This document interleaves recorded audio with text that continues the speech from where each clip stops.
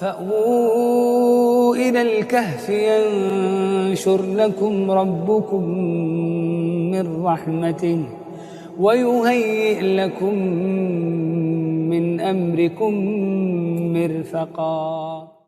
نحمده ونصلي على رسوله الكريم اما بعد فاعوذ بالله من الشيطان الرجيم بسم الله الرحمن الرحيم كلا نمد هؤلاء وهؤلاء من عطاء ربك صدق الله العظيم. وقال النبي صلى الله عليه وسلم الناس معادن كمعادن الذهب والفضة. وقال النبي صلى الله عليه وسلم المرء على دين خليله او كما قال رسول اللہ صلی اللہ علیہ وسلم. عزیز طلباء،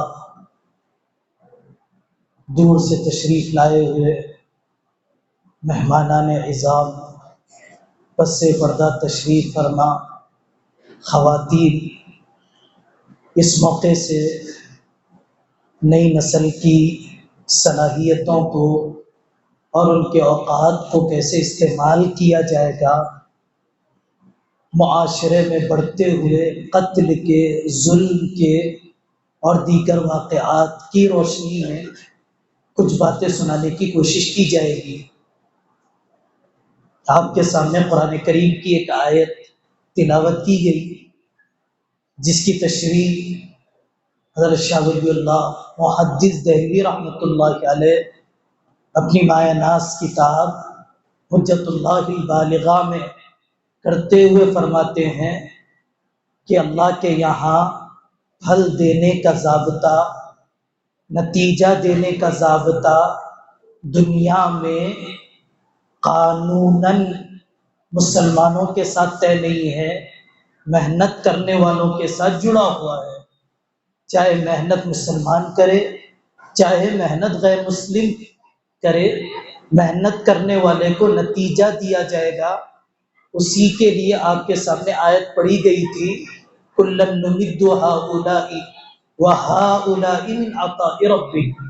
اور اسی طریقے سے دو حدیثیں آپ کو سنائی گئی، دوران مضمون اس کی تفصیل آ جائے گی.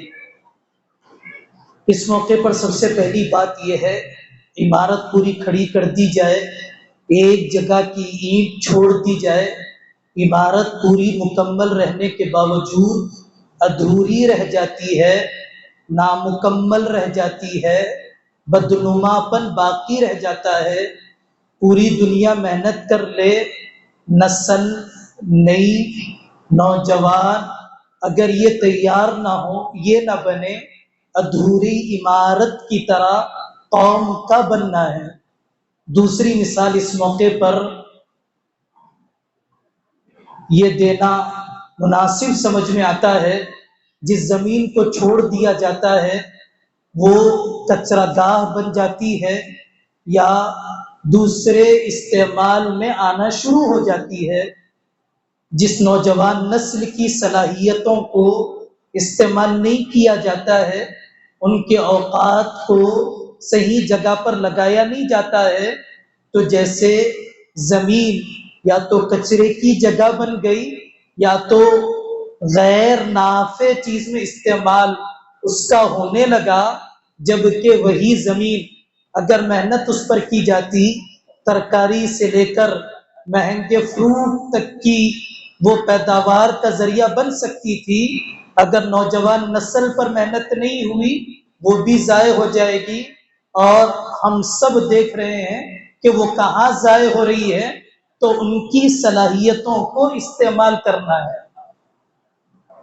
اگر کوئی آدمی اپنے مستقبل کو دیکھنا چاہتا ہے، اپنی قوم کے مستقبل کو دیکھنا چاہتا ہے، اپنی ملت کے مستقبل کو دیکھنا چاہتا ہے، وہ نوجوان نسل کے اندر دیکھ سکتا ہے. موجودہ نوجوان نسل کی علمی، عملی، فکری صلاحیتیں جن چیزوں پر لگتی ہے، مستقبل میں وہی نوجوان نسل نگاہوں کے سامنے آتی ہے. اگر علمی، عملی اور فکری رخ نوجوان نسل کا درست ہو جاتا ہے تو اس قوم کا مستقبل بھی درست ہو جاتا ہے. یہ بات یاد رکھنے کی ہے درخت چھوٹا ہوتا ہے، جہاں چاہے وہاں موڑ لیا جا سکتا ہے، بڑا ہو جاتا ہے، کاٹنے کے علاوہ کوئی حل باقی نہیں رہتا۔ نوجوان نسل آج بھی اسے قابو میں لایا جا سکتا ہے، فکر و عمل کی بلندی ان کے اندر پیدا کرنے کے ذریعے۔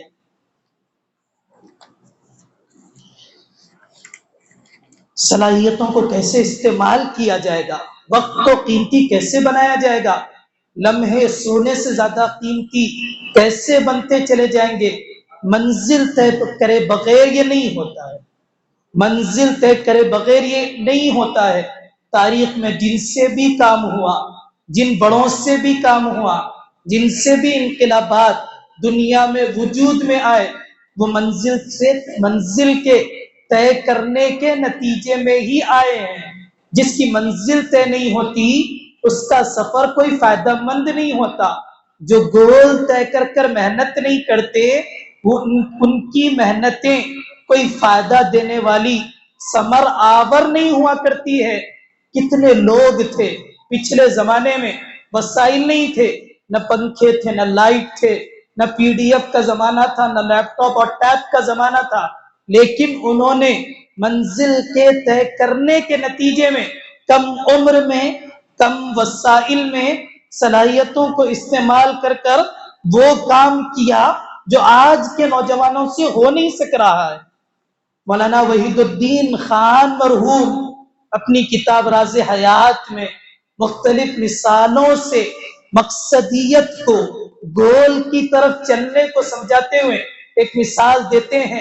ٹرین کا مسافر ٹرین میں سفر کرتے ہوئے دائیں بائیں نگاہ ڈالتا ہے، خوشنما مناظر نظر آتے ہیں، بہنے والی ندیاں نگاہوں کے سامنے آتی ہے، دل کو چھو جانے والے مناظر آدمی کو بے قرار کر دیتے ہیں، لیکن کبھی وہ ٹرین سے نہیں اترتا، منزل اس کی پیش نظر ہے کہ مجھے ٹرین سے فلاں مقام پر اترنا ہے۔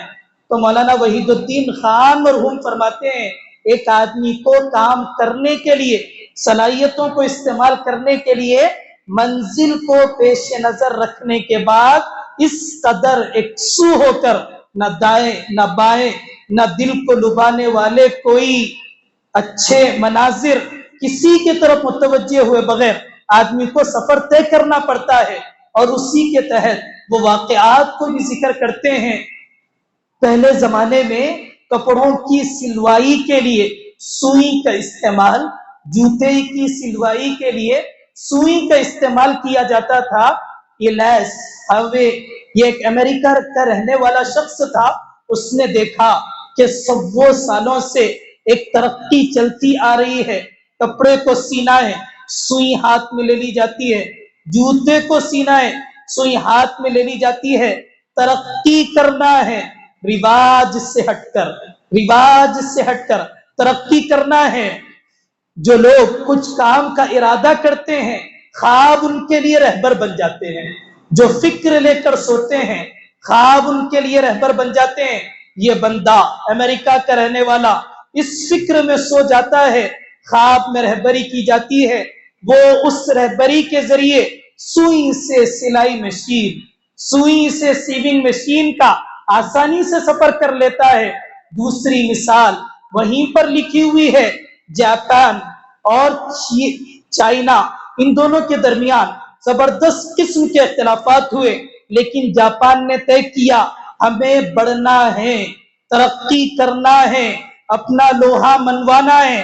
اختلافات ایک طرف، تعصبات ایک طرف، آپسی جھگڑے ایک طرف۔ آج کا بھی سیاح لکھتا ہے چائنا سے جاپان جانا ہے، 3 مہینے پہلے ٹکٹ بک کروانی پڑتی ہے اور سیٹ طے کرنا پڑتا ہے، بعض مرتبہ ملتی ہے، بعض مرتبہ نہیں ملتی ہے، جبکہ یہ 2 علاقے ایسے تھے جن کے درمیان زبردست قسم کی جنگ تھی، لیکن مقصد طے کیا اپنے ملک کی ترقی کو، تو انہوں نے سارے چیزوں کو پیش نظر نہیں، پس پشت ڈال کر تعصبات کے پردوں کو اور تعصبات کی دیواروں کو توڑ کر آگے چلنے اور آگے بڑھنے لگ گئے۔ نوجوان اگر تعصبات کو نکال کر مقصد کی طرف محنت کرنے لگ جاتے ہیں تو کافی آگے بڑھ سکتے ہیں۔ صلاحیتوں کا صحیح استعمال، کہاں لگ رہی ہے صلاحیتیں؟ میں نے حدیث پڑھی، اللہ کے نبی صلی اللہ علیہ وسلم فرماتے ہیں لوگ سونے اور چاندی کے کانوں کی طرح ہے، کانوں کی طرح ہے۔ جیسے سونے اور چاندی کے کان سے نکلنے والی چیزیں مختلف صورتوں میں ڈھل بھی جاتی ہے اور لوگوں کے مختلف استعمال میں آ بھی جاتی ہے، ہر ایک انسان کے اندر صلاحیت ہوتی ہے۔ وہ صلاحیت تو تھی کہ زمین پر پڑے ہوئے لوہے کو آسمان میں اڑا دیا گیا، بھاپ کے ذریعے تیز رفتار ٹرین کی طرف رہبری حاصل کر لی گئی اور انسان کے ظاہری جسم نہیں، خون نہیں، خون کے اندر کے بیکٹیریا تک رسائی حاصل کر لی گئی۔ ایک انسان اپنی صلاحیتوں کے ذریعے یہاں تک پہنچ سکتا ہے تو اس صلاحیتوں کو استعمال کر کر اور کہاں تک پہنچ سکتا ہے؟ تو اللہ کے نبی کہتے ہیں کہ لوگ سونے اور چاندی کے کانوں کی طرح ہے ان کے پاس صلاحیتیں، استعمال کرنے کی ضرورت ہے۔ لگ گئی صلاحیتیں کرکٹ کے میدان میں، لگ گئی صلاحیتیں فٹ بال کے میدان میں، لگ گئی صلاحیتیں فون کے اسکرینوں پر، وہ صلاحیتیں اگر تعلیمی میدان میں لگ جاتی تو سپریم کورٹ میں بھی ہمارے جج رہتے، تعلیمی میدان میں لگ جاتی ہائی کورٹ میں بھی ہمارے جج رہتے، تعلیمی میدان میں لگ جاتی یا سیاسی میدان میں علماء کے مشورے سے لگ جاتی تو پارلیمنٹ میں بھی مسلمان نمائندہ بن کر نمائندگی کرنے والے وہاں پر رہتے۔ لیکن صلاحیتیں ادھر ادھر ضائع ہو گئی، جس کی وجہ سے یہ دیکھا نہیں جاتا کہ بڑے عہدوں پر مسلمان ہیں۔ آج بھی ضرورت ہے کہ اگر صلاحیتوں کو استعمال کیا جائے تو وہ بن سکتے ہیں IAS IPS کلیکٹر۔ ایک گاؤں کا رہنے والا، ایک غریب کا بیٹا، ایک غریب کی بیٹی وہ کلیکٹر بن سکتی ہے، IAS بن سکتا ہے، IPS بن سکتا ہے۔ ہماری نسل، ہمارے مسلمان نوجوان کیوں قدموں کو آگے نہیں بڑھا سکتے ہیں؟ کیوں IAS IPS کی سیڑھیوں کی طرف اپنے آپ کو اور اس منزل تک اپنے آپ کو کیوں لے کر نہیں جا سکتے ہیں؟ دیکھا جا رہا ہے مختلف علاقوں میں، چاہے وہ یہاں کا علاقہ ہو، چاہے وہ شہر کے قلب کا علاقہ ہو، پڑھے لکھے نوجوان غنڈہ قسم کے لوگوں کے ساتھ، روڈی قسم کے لوگوں کے ساتھ، جن کا کوئی دھڑ ہے نہ دم ہے اسلام اور دین اسلام سے، ان کی پڑھائی ان چبوترا آباد کرنے والوں کے سائے میں بیٹھ کر ضائع ہوتی چلی جا رہی۔ وہ ان کے تابع ہو گئے، ان چبوترے پر بیٹھنے والے غنڈوں کے ساتھ ان کی صلاحیتیں ضائع ہوتی چلی جا رہی ہے۔ ان نوجوانوں کو بھی سوچنا چاہیے ہماری عمر کہاں لگ گئی، ہمارا وقت کہاں لگ گیا، ہمارے لمحات کہاں پر ضائع گئے۔ ماں باپ کو سوچنا چاہیے، ضرور ماں باپ کو یہ احساس ہوتا ہے میرا بیٹا بگڑ گیا، لیکن اس وقت ہوتا ہے جب پانی سر سے اوپر ہو جاتا ہے، جب پانی سر سے اوپر ہو جاتا ہے۔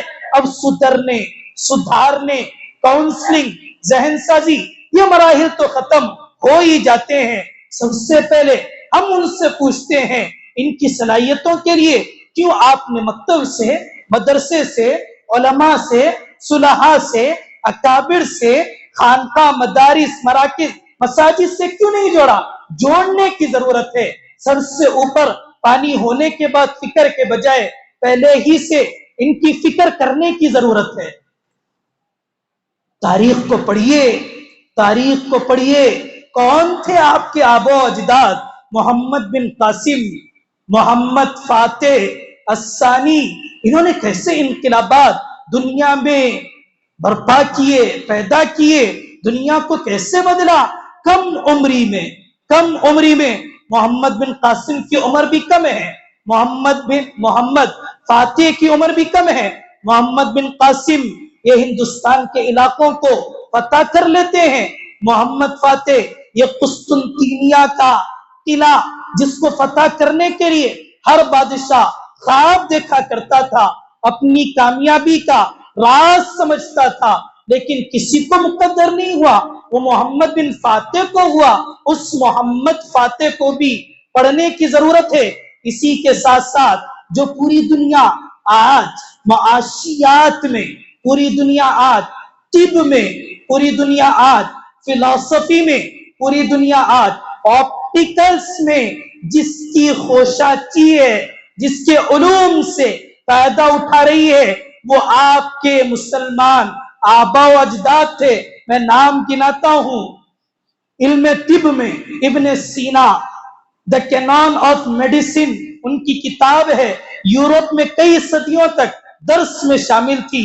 इसी तरीके से मैथ्स में, ज्योग्राफिया में अलजीब्रा अल खारजमी को पढ़िए, और ऑप्टिकल्स में इब्न हैसम को, फलसफे और तिब में इब्न रुश्द और अरस्तु को, और इसी तरीके से मुआशियात में इब्न खल्दून को तफसील इनकी पढ़कर देखिए कैसे इन्होंने नए नए उलूम को मुदव्वन किया और दुनिया ने कैसे फायदा उठाया और आज भी कैसे उनसे फायदा उठा रही है।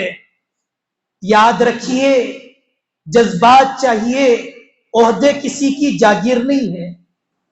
जज्बात चाहिए, ओहदे किसी की जागीर नहीं है। कोई सुप्रीम कोर्ट की जज की कुर्सी तक पहुंच रहा है, वो उसके आबा की नहीं थी, वो उसके अजदाद की नहीं थी। अगर कोई हाई कोर्ट की जज की कुर्सी तक पहुंच रहा है तो उसके आबा अजदाद की नहीं थी। या किसी बड़े मुल्की ओहदे पर कोई फाइज हो रहा है तो उसके आबा अजदाद की नहीं थी। मेहनत है, मेहनत है। कुरान का ज़ाब्ता भी है, दुनिया का उसूल भी है। सूखे दरख्त को तो काट दिया जाता है, फलदार दरख्त को तो पानी भी दे दिया जाता है। अगर आप मेहनत करते तो आप भी वहां तक पहुंच सकते थे। नौजवान जल्दी मायूस हो जाते हैं, हमें रोजगार नहीं मिलता, कमाने के मौके नहीं मिलते। मसला बेरोजगारी का है, यह मसला बेहिसी का है। गौर करने की जरूरत है, कितने मौके इस जमाने में कमाने के बन चुके हैं, पैदा कर दिए गए। हल्की सी हरकत पर शायद हमारे आबा अजदाद को उतना मिला नहीं करता था जितना इस जमाने में मिल रहा है। घर बैठे, घर के बाहर जोमेटो, स्विगी, उसके अलावा दसियों मकामात है। आदमी अपने आप को खपाना नहीं चाहता है, कमाने के लिए लगाना नहीं चाहता है। मसला ये है कि बेटा बनने से पहले बाप बनना चाहता है। बिल गेट्स की तस्वीर निगाहों में, अंबानी की तस्वीर निगाहों में, अंबानी के कारोबार की इब्तिदा निगाहों में नहीं है। बिल गेट्स के कारोबार की इब्तिदा निगाहों में नहीं है। आदमी एक लख्त छत पर चढ़ नहीं सकता, सीढ़ियों के जरिए सफर करना पड़ता है। किसने कहा था कि आपको डिग्री के मुताबिक नौकरी मिलेगी? इमाम गजाली रहमतुल्लाह अलैह फरमाया करते थे, किसी भी जमाने में इल्म का रोजी का इल्म से कोई ताल्लुक नहीं रहा। अगर रोजी का इल्म से ताल्लुक रहता, भूखे मर जाते। जो इल्म जिनके पास नहीं है वो सब भूखे मर जाते। हमें यह सोचना चाहिए था, मैंने इंजीनियरिंग की, नहीं मिली जॉब, कोई मसला नहीं है, मैं अपने आप को लगाए रखूंगा। कोर्स करिए, आप दूसरे जो उस फन में तरक्की के मराइल है वो तय कीजिए। मायूस होने की कोई कैफियत ही नहीं है।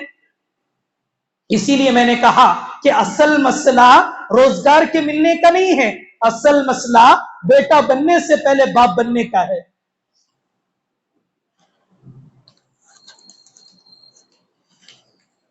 मुख्तसर तौर पर नई नस्ल की सलाहियतें फिलहाल कहां पर लग रही है?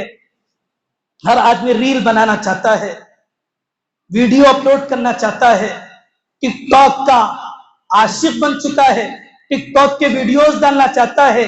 शोहरत, सस्ती शोहरत, कोई देर पा नहीं होती, वो पानी का बुलबुला है, आता भी है, चला भी जाता है।